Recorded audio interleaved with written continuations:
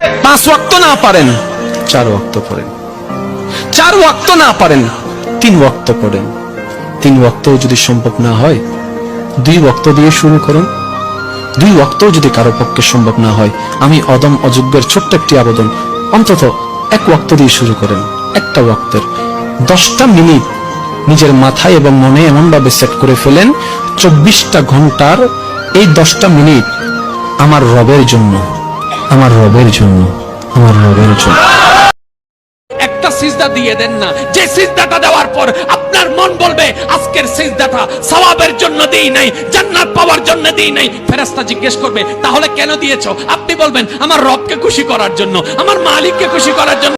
প্রতিদিন নামাজের আগে যে তোমরা ওযু করো, এই ওযুর পরে কেউ যদি পড়ে আশহাদু আল্লা ইলাহা ইল্লাল্লাহ ওয়া আশহাদু আন্না মুহাম্মাদান আবদুল্লাহি ওয়া রাসূলুহু, ওযুর পরে এই দোয়াটা প্রতিদিন যে পড়বে, কিয়ামতের দিন 8টা জান্নাতের যে কোনো দরজা দিয়ে ঢোকার অনুমতি ওই বান্দাকে আল্লাহ দিয়ে দিবে।